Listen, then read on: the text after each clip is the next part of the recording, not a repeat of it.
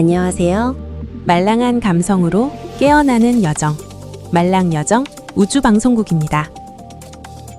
죽음은 끝이 아니라 또 다른 세계로 향하는 문일까요?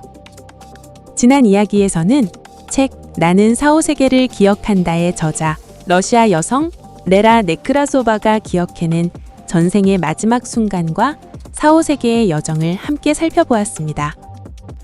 저자는 자신이 전생의 미국인 남성이었으며 죽음 이후 육체를 떠나 아스트랄계를 경험하고 그곳에서 감시자로 활동했던 기억을 떠올렸다고 이야기합니다. 그리고 이제 그 여정은 더 깊은 세계로 이어집니다. 저 세상에서는 또 어떤 일들이 일어나고 무엇을 배우게 될까요? 영혼은 왜 다시 태어날까요? 오늘은 그 다음 여정을 함께 떠나보겠습니다.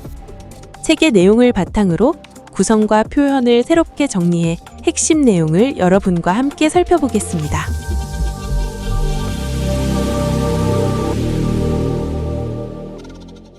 저 세상의 행정기관에서 제가 만난 사람들은 높은 직급의 감독관들이었습니다. 겉모습은 평범한 남자와 여자였지만 그들의 옷은 마치 빛을 머금은 것처럼 은은하게 빛나고 있었습니다. 그중 한 감독관이 저에게 물었습니다. 당신은 앞으로 무엇을 하고 싶습니까? 저는 잠시 생각한 뒤 대답했습니다. 그냥 떠돌기보다는 사람들에게 도움이 되는 일을 하고 싶습니다. 하지만 돌아온 대답은 예상과 달랐습니다. 안타깝지만 큰 책임이 따르는 직책은 맡길 수 없습니다. 당신의 성향에도 맞지 않고 당신의 영적 성장을 위해서도 이곳에 오래 머무르는 것은 바람직하지 않습니다. 언젠가는 다시 환생해야 한다는 뜻이었죠. 솔직히 조금 실망했습니다. 이제 막 이 세계에 적응하기 시작했는데 다시 지상으로 돌아가야 한다는 사실이 쉽게 받아들여지지 않았습니다. 이곳은 낯설었지만 이상하리만큼 평화로운 곳이었기 때문입니다. 감독관은 미소를 지으며 이렇게 말했습니다. 원한다면 일반 직원들을 도우면 봉사할 수 있습니다. 저는 그 제안을 받아들였습니다. 처음 맡은 일은 막 사후세계에 도착한 영혼들을 맞이하는 일이었습니다. 갑작스러운 죽음으로 혼란스러워하는 영혼들에게 다가가 말을 건네고 안심시키며 새로운 세계에 적응하도록 돕는 역할이었습니다. 시간이 흐르자 저는 그 일을 잘했다는 칭찬을 받았고 조금 더 특별한 임무를 맡게 되었습니다. 바로 영혼들을 다음 세계로 안내하는 안내자였습니다. 저는 수많은 영혼들을 도시와 마을처럼 이루어진 여러 집단 세계로 데려갔습니다. 그곳마다 감독관들이 있었고 저는 새로운 영혼들을 그들에게 인계했습니다. 그러던 어느 날 문득 궁금증이 생겼습니다. 사람들은 어떤 기준으로 배정되는 건가요? 감독관은 이렇게 대답했습니다. 대부분 자신의 영적 가족에게 돌아갑니다. 영적 가족. 그들은 꼭 혈연으로 이어진 가족만을 의미하지 않았습니다. 여러 생을 함께하며 친구였고 연인이었고 동료였던 영혼들. 우리가 흔히 말하는 소울메이트도 바로 그 영적 가족에 포함된다고 했습니다. 사후세계에서는 혈연보다도 영혼의 인연이 서로를 가장 강하게 끌어당긴다고 합니다. 어쩌면 우리는 살아가는 동안에도 이미 그 영적 가족들과 여러 번 스쳐 지나가고 있는지도 모릅니다. 한동안 저는 저 세상에서 단순한 업무를 하며 지냈습니다. 그러던 어느 날 친한 직원이 제게 말했습니다. 이제는 잠시 쉬면서 여행을 해보는 건 어떤가요? 그 말을 들은 저는 일을 내려놓고 여러 세계를 여행하기 시작했습니다. 처음 도착한 곳은 휴양지처럼 평화로운 세계였습니다. 그리고 다음으로 향한 곳은 끝없이 숲이 이어지는 세계였습니다. 바람소리 외에는 아무것도 들리지 않을 만큼 고요했고 작은 집 몇 채만 띄엄띄엄 자리하고 있었습니다. 대신 사슴과 새 그리고 이름 모를 동물들이 숲속을 자유롭게 거닐고 있었습니다. 처음에는 그 동물들도 평범한 생명이라고 생각했습니다. 하지만 시간이 흐르면서 놀라운 사실을 알게 되었습니다. 그곳에서는 일부 동물들이 과거 인간이었던 존재라고 설명했습니다. 아주 드물지만 인간의 의식이 동물의 삶을 경험하게 되는 경우도 있다고 합니다. 원래는 일어나지 않아야 하는 일이지만 이런 일이 반복되면 의식의 성장이 크게 제한될 수 있다고 합니다. 동물의 몸에서는 인간이 가진 잠재력을 충분히 펼칠 수 없기 때문입니다. 반대로 저 세상에서는 그런 퇴화가 일어나지 않습니다. 그곳에서는 육체가 없기에 잘생긴 얼굴이든 못생긴 얼굴이든 강아지이든 중요하지 않았습니다. 말은 입으로 하지 않았습니다. 생각이 곧 대화였고 몸이 아니라 존재 전체로 서로를 느끼는 세계였습니다. 그래서 그곳에서는 겉모습보다 의식의 빛이 더 선명하게 보였습니다. 이 부분은 많은 분들이 가장 놀라워할지도 모르겠습니다. 우리가 흔히 알고 있는 윤회관과는 조금 다른 이야기니까요. 윤회에 대해서는 종교와 철학마다 다양한 관점이 있습니다. 어떤 전통에서는 인간이 다시 인간으로 태어난다고 이야기하기도 하고, 또 어떤 전통에서는 동물을 포함한 다양한 생명으로 윤회할 수 있다고 설명하기도 합니다. 그런데 이 책은 조금 다른 관점을 들려줍니다. 인간의 의식이 동물의 삶을 경험하는 경우는 매우 드물며 의식의 성장을 위해서는 인간으로 살아가는 경험이 무엇보다 중요하다고 말합니다. 물론 이것이 사실인지 아닌지는 각자의 판단에 맡길 수밖에 없습니다. 하지만 이 장면을 읽으며 저는 이런 생각을 했습니다. 만약 의식이 우리의 본질이라면 우리를 인간답게 만드는 것은 몸이 아니라 결국 의식의 방향이 아닐까요? 숲의 세계에서 충분히 쉰 저는 생전에 가장 친했던 친구를 떠올렸습니다. 우리는 연인은 아니었지만 누구보다 서로를 잘 이해했고 세상을 바라보는 시선도 닮아 있었습니다. 직원들의 도움을 받아 저는 그녀가 있는 세계를 찾기 시작했습니다. 생각을 이어가자 보이지 않는 에너지의 길이 펼쳐졌고 직원들은 그 흐름을 따라 그녀가 있는 곳을 찾아냈습니다. 평화로운 마을에서 생전보다 더 젊고 아름다운 모습의 그녀를 만났습니다. 역시 올 줄 알았어. 저는 그녀를 꼭 안았습니다. 그녀와 두 아이를 저의 세계로 초대했고 우리는 빛의 포털을 지나 함께 새로운 시간을 시작했습니다. 제 세계에 도착한 우리는 아이들처럼 함께 놀았습니다. 상상하는 대로 새로운 동물들을 만들고 함께 웃으며 또 다른 세상을 만들어갔습니다. 그러던 어느 날 문득 이런 생각이 들었습니다. 우리가 진짜 가족이었다면 어땠을까? 그 순간 그 생각이 현실이 되었습니다. 혈연은 아니었지만 우리는 저 세상에서 진짜 가족이 되었습니다. 저는 이 장면이 참 따뜻했습니다. 가장 깊이 마음을 나누었던 친구를 다시 만나 함께 새로운 시간을 이어간다는 모습이 인상적이었습니다. 어쩌면 영혼이 기업하는 관계는 얼마나 오래 함께했는지가 아니라 얼마나 깊이 서로를 이해했는지인지도 모르겠습니다. 그리고 가족은 피로 이어지는 것이 아니라 마음으로 완성되는 관계일지도 모릅니다. 그렇게 저는 저 세상에서 평온한 시간을 보내고 있었습니다. 생전에 친했던 친구들과 함께하며 행복한 시간을 보내고 있었죠. 그러던 어느 날 저 세상의 안내자들이 저를 찾아왔습니다. 이곳에서의 시간이 거의 끝났습니다. 이제 환생을 준비해야 합니다. 언젠가는 이 순간이 올 거라는 걸 알고 있었습니다. 하지만 막상 그 시간이 찾아오자 그곳을 떠난다는 사실이 쉽게 받아들여지지 않았습니다. 나는 이 세계의 주인인데 그 짧은 생각이 마음을 흔들었습니다. 순간 저는 생각만으로 그들을 제 세계 밖으로 밀어내버렸습니다. 하지만 곧 제 행동이 부끄러워졌습니다. 다음에는 누가 나를 데리러 올까? 그렇게 한동안 기다리자 이번에는 더 높은 직급의 안내자들이 찾아왔습니다. 당신의 행동은 적절하지 않았습니다. 저는 그 말에 순순히 고개를 끄덕였습니다. 친구들에게 마지막 인사를 건넨 뒤 환생을 준비하기 위해 그들을 따라갔습니다. 도착한 곳은 전에 본 적 없는 거대한 빛의 신전이었습니다. 높은 기둥들이 늘어서 있었고 공간 전체에서는 설명하기 어려운 은은한 빛이 흘러나오고 있었습니다. 주변의 수많은 문들은 우리가 아는 문이 아니라 다른 세계로 이어지는 빛의 통로처럼 보였습니다. 그곳에는 마치 새로운 삶이 시작되기 직전 같은 엄숙하면서도 신비로운 분위기가 흐르고 있었습니다. 안내자들은 저를 작은 영화관 같은 공간으로 안내했습니다. 하지만 그곳에는 스크린도 의자도 없었습니다. 마치 공간 자체가 하나의 살아있는 화면 같았습니다.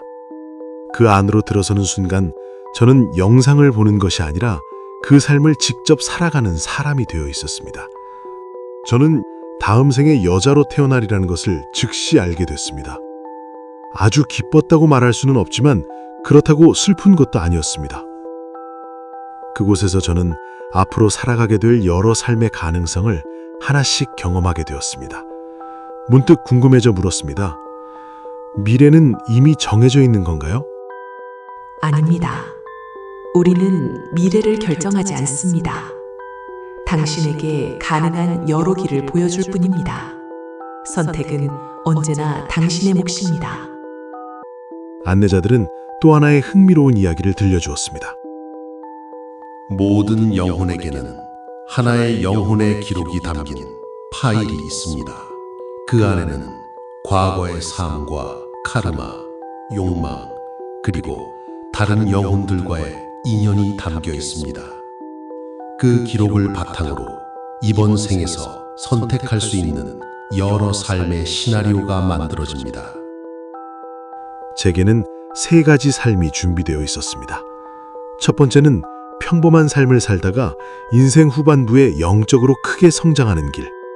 두 번째는 조금 더 천천히 하지만 안정적으로 성장하는 길. 세 번째는 가장 성공적이지만 가장 많은 시련과 책임을 감당해야 하는 길이었습니다. 그 장면들을 직접 체험하면서 저는 한 가지를 깨달았습니다. 영적 성장은 어떤 삶을 선택하든 결국 피할 수 없다는 사실이었습니다. 다만 더 빠르게 성장할 것인지, 조금 더 천천히 성장할 것인지, 혹은 더 큰 시련 속에서 더 크게 성장할 것인지의 차이만 있었을 뿐이었습니다. 결국 목적지는 같았습니다. 그 길을 걸어가는 방식만 달랐습니다.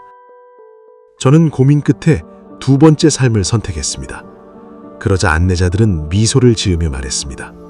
좋은 선택입니다.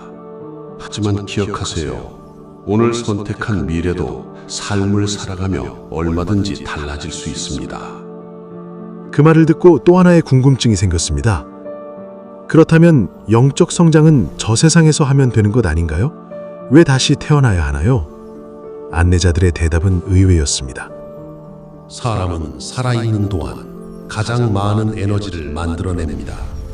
영적으로 성장할수록 더 많은 에너지를 만들어내고 그 에너지로 저 세상에서 오래 존재할 수 있지요. 하지만 에너지를 모으기 위해 태어나는 것은 아닙니다. 물질 세계에서의 삶은 사랑을 배우고 서로를 이해하며 자신의 의식을 넓혀가는 가장 깊은 배움의 공간입니다. 그 과정에서 자연스럽게 만들어진 빛이 영혼을 더욱 자유롭고 풍요롭게 해주는 것이죠. 이 이야기를 읽으며 저는 문득 이런 생각도 들었습니다. 영적 성장은 반드시 해야 하는 숙제가 아니라 영혼이 자연스럽게 선택하는 여정일지도 모른다는 생각이었습니다. 마치 씨앗이 햇빛을 향해 자라듯 영혼도 사랑과 이해를 경험하며 조금씩 자신의 빛을 넓혀가는 것이 아닐까요? 이 이야기에서 가장 마음에 남았던 말은 이것이었습니다. 우리는 미래를 정해주지 않습니다. 가능한 길을 보여줄 뿐입니다. 어쩌면 우리의 삶도 이미 정해진 운명을 따라가는 것이 아니라 매 순간의 선택으로 조금씩 새로운 미래를 만들어가는 여정일지도 모릅니다. 그리고 영적 성장이란 사후세계를 더 오래 살아가기 위한 준비가 아니라 지금 이 삶을 더 깊이 사랑하고 더 온전히 살아가기 위한 과정일지도 모릅니다. 물론 이것은 이 책에서 소개된 하나의 관점입니다. 정답은 어쩌면 우리 각자의 삶 속에서 조금씩 발견해가는 것일 수 있습니다. 지금 이 순간 내가 하는 작은 선택 하나가 언젠가 영혼이 돌아보게 될 가장 빛나는 길이 될 수도 있지 않을까요? 이제 다음 단계로 갈 시간입니다. 환생 준비를 돕던 안내자는 저를 가장 크고 밝은 문 앞으로 데려갔습니다. 이번에는 어떤 곳으로 가는 건가요? 안내자는 미소를 지으며 말했습니다. 이번에는 당신 자신을 만나게 될 겁니다. 문이 열리는 순간 눈앞은 끝없는 순백의 빛으로 가득 찼습니다. 그 빛 속에서 제가 나라고 믿어왔던 생각과 기억 그리고 자아가 천천히 녹아내리기 시작했습니다. 나중에서야 알게 되었습니다. 그것은 단순히 기억이 사라지는 것이 아니었습니다. 영혼이 더 높은 차원으로 올라가기 위해 마지막 껍질을 벗는 과정이었습니다. 우리는 육체만 존재하는 것이 아닙니다. 육체를 감싸는 에테르체, 감정을 담고 있는 아스트랄체, 그리고 생각과 자아를 담고 있는 멘탈체까지 영혼은 여러 겹의 몸을 입고 존재합니다. 육체를 떠난 뒤에도 더 미세한 몸들은 남아있지만 마지막 상승의 순간에는 생각의 몸이라 불리는 멘탈체마저 조용히 빛 속으로 녹아들기 시작했습니다. 하지만 신기하게도 두렵지 않았습니다. 오히려 모든 것이 제자리로 돌아가고 있다. 그런 깊은 평온만이 느껴졌습니다. 시간은 더 이상 흐르지 않았습니다. 공간도 존재하지 않았습니다. 안과 밖의 경계도 나와 우주의 경계도 더 이상 의미가 없었습니다. 감각은 하나씩 사라졌고 마지막까지 남아있던 것은 오직 나는 존재하고 있다. 나는 느낌뿐이었습니다. 그 순간 저는 알았습니다. 나는 항상 존재했고 지금도 존재하며 앞으로도 존재할 것이란 것을. 그리고 저는 우주 전체의 일부인 동시에 모든 우주가 제 안에도 존재한다는 사실을 말없이 이해하게 되었습니다. 우리가 평생 나라고 믿고 살아온 자아는 어쩌면 영혼이 잠시 입고 있는 하나의 옷일지도 모릅니다. 그 옷이 잠시 벗겨진 순간 비로소 저는 존재 자체를 느낄 수 있었습니다. 이 장면을 읽으며 저는 문득 깨달음에 이른 수많은 성자들과 영적 스승들의 이야기가 떠올랐습니다. 멘탈체라는 마지막 자아의 옷마저 벗겨지고 시간과 공간마저 사라진 채 오직 존재함만 남는 이 상태. 이것이 바로 동서양의 영성에서 말하는 열반이자 완전한 깨달음의 경지가 아닐까요? 어쩌면 지상에서 깊은 명상이나 깨달음을 얻은 이들이 마주했던 본질도 이와 같았을 것입니다. 사후세계의 마지막 순간에 마주하는 이 순수한 평온함은 우리가 평생 나라고 믿어왔던 성격과 이름, 관념이라는 옷을 벗어던졌을 때 비로소 드러나는 우리 영혼의 진짜 모습인지도 모르겠습니다. 얼마나 시간이 흘렀는지는 알 수 없었습니다. 그곳에서는 시간조차 의미가 없었으니까요. 그러나 영원할 것 같던 그 황홀한 하나됨은 잔잔한 음악이 서서히 잦아들 듯 천천히 멀어져 갔습니다. 그리고 무언가 다시 저를 감싸기 시작했습니다. 생각, 기억, 성격, 세상을 바라보는 방식, 나라고 불렀던 모든 것들이 조용히 돌아오기 시작했습니다. 그 순간에 저는 예전의 저도 아니었고 새로운 저도 아니었습니다. 과거의 자아는 이미 빛 속으로 사라졌고 새로운 자아는 아직 태어나지 않았습니다. 마치 밤이 끝나고 새벽이 시작되기 직전처럼 아무 이름도 아무 역할도 없는 순수한 존재만이 고요히 숨쉬고 있었습니다. 그때 거대한 빛이 조용히 저를 끌어당기기 시작했습니다. 거부할 수도 멈출 수도 없는 너무나 따뜻한 힘이었습니다. 어디로 가는 거죠? 대답은 들리지 않았습니다. 하지만 이상하게도 저는 알고 있었습니다. 지금 제가 향하는 곳은 지금까지 살아온 나보다 훨씬 오래전부터 존재했던 의식, 수많은 삶을 품고 있는 더 큰 나, 상위자아였습니다. 상위자아는 태어나지도 죽지도 않는 영원한 나였습니다. 우리가 흔히 진화라고 부르는 존재와 비슷하지만 제가 경험한 상위자아는 조금 달랐습니다. 저는 어느새 상위자아와 하나가 되어 있었습니다. 그 순간 몸이라는 감각은 완전히 사라졌습니다. 오직 순수한 의식만 존재했죠. 그리고 의식은 순식간에 확장되었습니다. 지금까지는 제 가능성의 1%만 사용하며 살았다가 갑자기 100%가 된 것 같은 느낌이었습니다. 마치 밤하늘에 별 하나만 보이던 시야가 어느 순간 끝없이 이어진 은하수까지 보이기 시작한 것 같았습니다. 하지만 그것보다 더 놀라웠던 것은 인간의 의식은 하나의 삶을 바라보지만 상위자아는 모든 삶을 동시에 바라보고 있다는 사실이었습니다. 과거의 저도, 지금의 저도, 아직 태어나지 않은 미래의 저까지 모두 하나의 의식 안에 존재하고 있었습니다. 인간은 시간을 한 방향으로만 흘러가는 것처럼 느끼지만 상위자아에게 시간은 하나의 거대한 풍경과도 같았습니다. 언제든 멈추고 되감고 앞으로도 이동할 수 있는 한 편의 영화와 같았습니다. 마치 영화를 보는 관객은 장면을 순서대로 볼 수밖에 없지만 영화를 만든 감독은 처음과 끝을 모두 알고 있는 것처럼 말입니다. 그러나 미래는 이미 정해진 하나의 운명이 아니었습니다. 수많은 가능성이 존재했고 상위자아는 그 가능성들을 모두 바라볼 수 있었습니다. 그리고 그중 하나가 현실이 되는 순간 비로소 하나의 삶으로 완성되는 것이었습니다. 그 순간 저는 깨달았습니다. 전생을 본다는 것은 단순히 과거를 들여다보는 일이 아니라 상위자아의 거대한 도서관에 잠시 들어가는 것이라는 사실을. 그곳에는 과거뿐 아니라 아직 실현되지 않은 미래의 가능성들까지 보관되어 있었습니다. 저는 비로소 모든 삶이 하나로 연결되어 있다는 사실을 알게 되었습니다. 과거와 현재, 미래는 따로 존재하는 것이 아니었습니다. 하지만 상위자아는 우리의 삶을 마음대로 조종하지 않습니다. 그 역할은 마치 나침반과도 같았습니다. 우리가 반드시 경험해야 할 배움과 성장을 향해 길을 비춰줄 뿐입니다. 그 길은 기쁨일 수도 있고 때로는 카르마를 풀기 위한 힘든 경험일 수도 있었습니다. 하지만 마지막 선택은 언제나 자신의 자유의지에 달려 있었습니다. 그리고 그때 저는 깨달았습니다. 지금의 저는 상위자아가 자신을 아주 작은 조각으로 나누어 지구로 보낸 존재라는 것을. 새로운 삶이 시작될 때마다 상위자아는 자신의 일부를 세상으로 보냅니다. 그리고 삶이 끝나면 그 조각은 다시 상위자아에게 돌아옵니다. 마치 부모가 세상으로 떠난 아이를 다시 품에 안는 것처럼 말입니다. 그래서 우리는 결코 상위자아와 떨어져 있는 존재가 아니었습니다.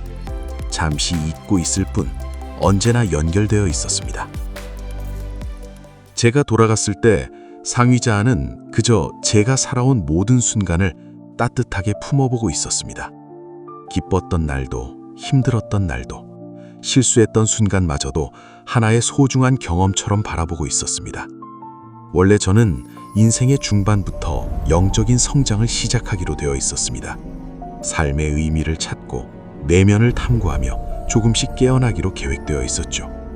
그래서 상위자아는 여러 번 저에게 신호를 보냈습니다. 잠재의식을 통해, 그리고 삶 속 여러 사건들을 통해. 하지만 저는 그 신호를 끝내 알아차리지 못했습니다. 현실의 걱정과 욕심, 두려움 속에서 살아가느라 정작 가장 중요한 목소리는 듣지 못했던 것입니다. 혹시 여러분도 왜 비슷한 일이 계속 반복될까? 왜 같은 유형의 사람을 계속 만나게 될까? 이런 생각을 해본 적 있으신가요? 저도 그 이유를 그곳에서 알게 되었습니다.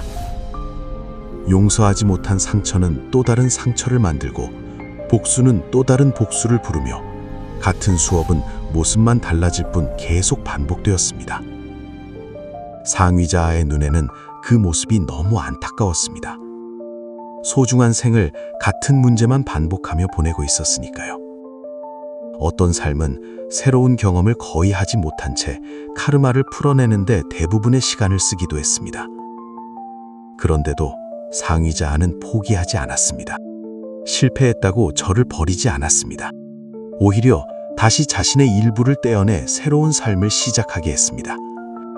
이번에는 조금 더 성장하기를, 이번에는 신호를 알아차리기를, 그 희망 하나를 품은 채 말입니다.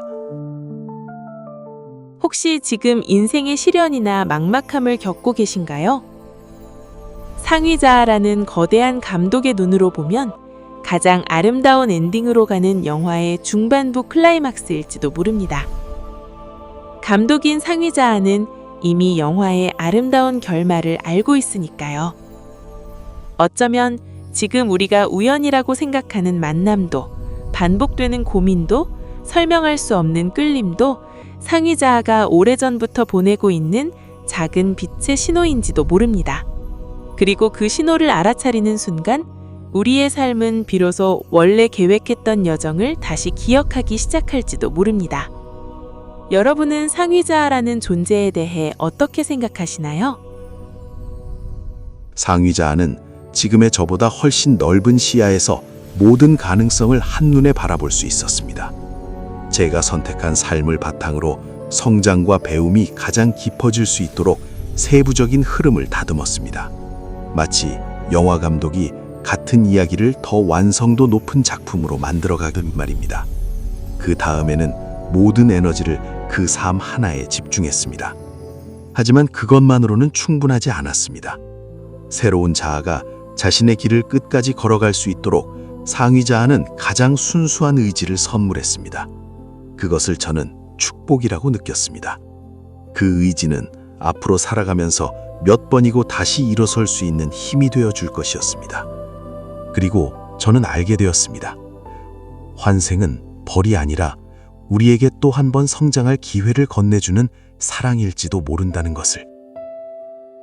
그리고 새로운 환생이 시작되었습니다. 마침내 저는 상위자아로부터 분리되기 시작했습니다. 조금 전까지는 거대한 바다였던 제가 이제는 작은 물방울 하나가 되어 떨어지는 느낌이었습니다. 마치 거대한 산에서 작은 돌멩이 하나가 굴러내려가는 것처럼 말입니다. 바로 그 순간 지금의 제가 탄생했습니다. 소련에서 여자아이로 태어날 새로운 자아. 그리고 저는 새로운 영혼들이 환생을 기다리는 신비로운 장소로 향하게 되었습니다. 다음 이야기는 바로 그곳에서 시작됩니다. 이 책의 내용이 모두 사실인지는 우리는 알 수 없습니다. 하지만 우리의 삶이 단 한 번의 우연이 아니라 더 큰 의식이 바라본 수많은 가능성 가운데 하나라면 어떨까요?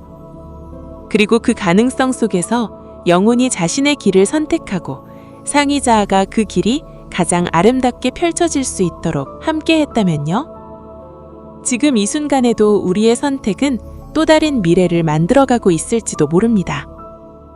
우리는 어디서 왔고 어디로 돌아가는 걸까요? 우리가 끝이라고 생각했던 순간은 어쩌면 또 다른 시작이었는지도 모릅니다.